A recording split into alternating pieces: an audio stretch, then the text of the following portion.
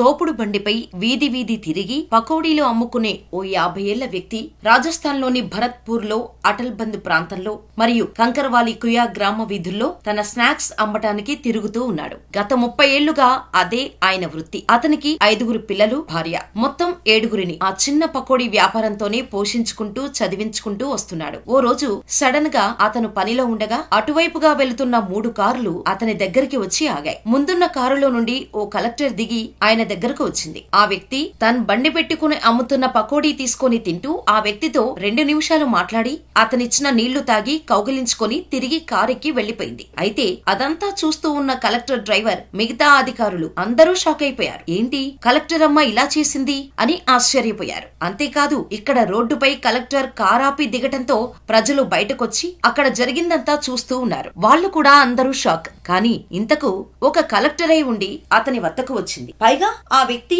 ఒక కలెక్టర్ తను వచ్చి తన వద్ద స్నాక్స్ తిని కౌగిలించుకొని వెళ్లిపోయింది అన్న ఆ భావన, ఆ సంతోషం ఆయనలో కనపడట్లేదు. అసలు అక్కడ ఏం జరిగిందో తెలియక అక్కడ కలెక్టర్ తో ఉన్న అధికారులు, ఇక్కడ రోడ్డుపై ఉన్న ప్రజలు కొంచెం ఆశ్చర్యపోయారు. అలా కారులో వెళ్తున్న ఆ కలెక్టర్ ని, మీరేంటి మేడం ఆకలేస్తుంది అంటే దగ్గరలో ఉన్న 5 స్టార్ హోటల్ కి తీసుకెళ్లేవాణ్ణి కదా, చీపుగా రోడ్డుపై ఆగి పకోడీలు తినడం ఏంటి అని అడిగాడు. దాంతో కలెక్టర్ ఇచ్చిన సమాధానానికి ఆ డ్రైవర్ ఫ్యూజులు పోయాయి. ఆ డ్రైవర్ ప్రశ్నకి ఆ కలెక్టర్, ఆయన మా నాన్న, చాలా రోజుల తర్వాత డ్యూటీలో భాగంగా ఇక్కడికొచ్చా, ఇంటికి వెళ్లే తీరిక లేదు, సమయానికి మా నాన్నగారే కనిపించారు, కలిసి వెళ్దాం అని వెళ్లాను అని చెప్పేసరికి ఆ డ్రైవర్ తో సహా ఆమె సబార్డినేట్ కూడా షాక్ అయిపోయాడు. ఇక్కడ ఆ రోడ్డుపై సన్నివేశాన్ని నిల్చొని చూస్తున్న ప్రజలు కూడా అతని దగ్గరకొచ్చి, ఇందాక నీతో మాట్లాడింది ఎవరో తెలుసా అని అడిగారు. అవును తెలుసని సమాధానమిచ్చాడు ఆ వ్యక్తి. అవునా, ఆ కలెక్టర్ నిన్ను చూసి వచ్చి కలిసి కౌగిలించుకొని వెళ్లిపోయింది, నువ్వేమో నార్మల్ గా ఉన్నావేంటి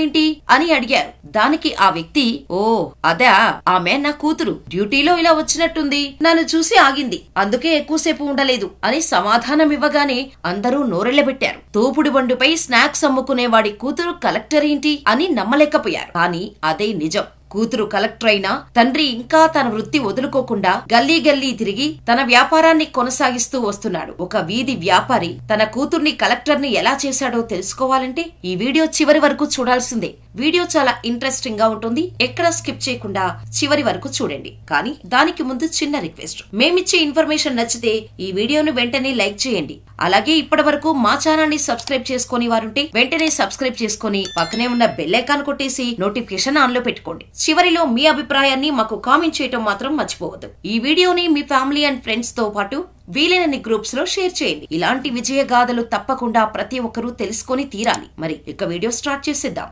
రాజస్థాన్లోని భరత్పూర్లో అటల్ బంద్ ప్రాంతంలోని కంకర్వాలి కుయా నివాసి గోవింద్ ఇంటి నుండి విజయానికి సంబంధించిన ఈ పోరాట కథ ప్రారంభమైంది. గోవింద్ గత 30 ఏళ్లుగా ఓ తోపుడు బండిపై పకోడీలు అమ్ముతూ తన 5 పిల్లలు, భార్యను పోషిస్తున్నాడు. మొత్తం కుటుంబంలో 7 సభ్యులు. వాళ్ళందరూ ఒకే ఒక గదిలో ఉన్న ఇంట్లో ఉంటున్నారు. ఆ గదిలోనే ఓ మూలన గ్యాస్ స్టవ్ ఉంది, అదే ఆ ఇంటి కిచెన్. ఇంకో మూలన పడక, అదే బెడ్రూమ్. అయితే గోవింద్ తన 2 కూతుర్లని, 3 కొడుకులని పకోడీలు అమ్ముతూనే చదివిస్తున్నాడు. ప్రతిరోజు ఆర్థిక ఇబ్బందులతో పోరాడే కుటుంబం. సరైన వసతులు లేవు. అందరూ కలిసి ఒకే గదిలో తినాలి, పడుకోవాలి. గది కాస్త ఇరుకుగా ఉన్నా తమ పిల్లల ఆశయాలు చాలా పెద్దవి అని గోవింద్కు తెలుసు. అందుకే ఎప్పుడూ దాని గురించి ఆలోచించలేదు. తన పిల్లల జీవితాన్ని మార్చేది కేవలం చదువొక్కటే అని తెలుసుకొని అతను కష్టపడి అందరినీ బాగా చదివించాడు. 10వ తరగతిలో 98% మార్కులతో పాస్ అయిన దీపేష్ కుమారి భరత్పూర్ లో 12వ తరగతిలో 89% మార్కులు సాధించింది. తర్వాత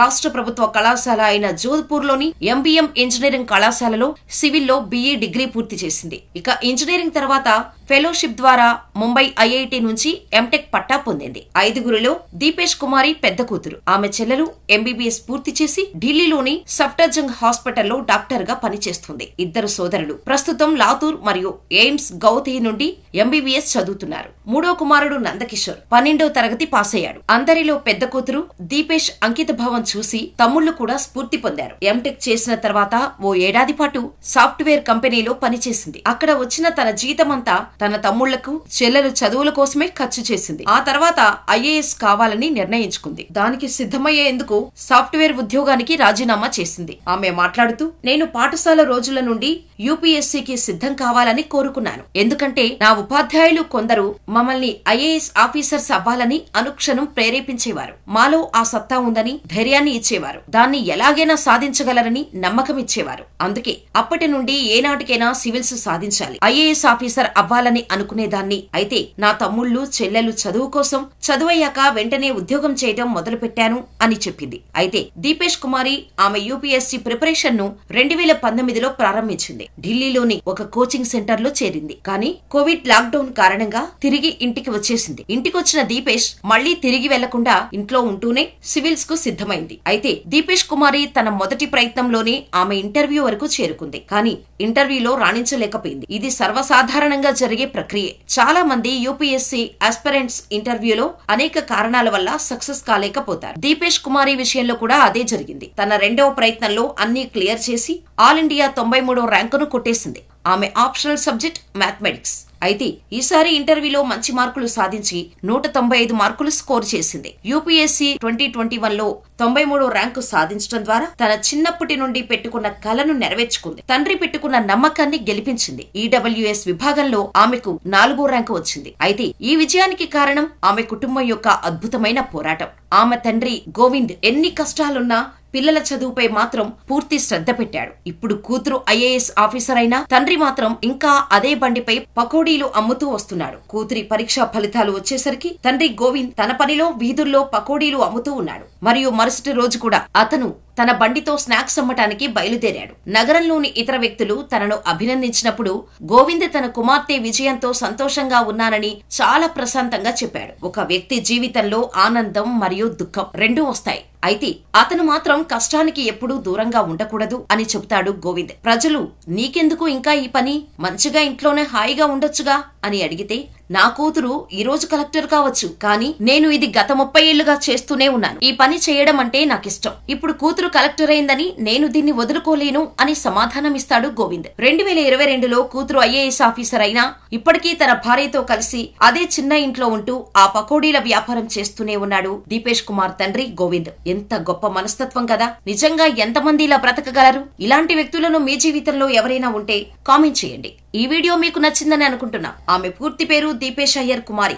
మరి మేమిచ్చిన ఈ ఇన్ఫర్మేషన్ మీకు నచ్చితే ఈ వీడియోని లైక్ చేసి ఐఏఎస్ దీపేష్ అయ్యర్ కుమారి స్టోరీపై మీ అభిప్రాయాన్ని మాకు కామెంట్ చేయండి. ఈ వీడియోని ఇతరులతో సాధ్యమైనన్ని గ్రూపుల్లో షేర్ చేయండి. దీపేష్ కుమారి కథను 100 మందిలో కనీసం ఒక్కరైనా స్ఫూర్తిగా తీసుకున్నా చాలు. మరో వీడియోతో మరో అద్భుతమైన వ్యక్తి కథతో మళ్ళీ కలుద్దాం. అప్పటి వరకు ఇక్కడున్న ఈ వీడియోలు కూడా చూసేసి మా వీడియోలు మరో కంటెంట్ గురించి సలహాలు, సూచనలు ఏవైనా ఇవ్వాలనుకుంటే తప్పకుండా కామెంట్ లో తెలియచేయండి. లేదా jmediatelugu@gmail.com కి ఇమెయిల్ చేయండి. మీ ప్రతి సలహాని, సూచనల్ని తప్పకుండా పరిగణలోకి తీసుకుంటాం.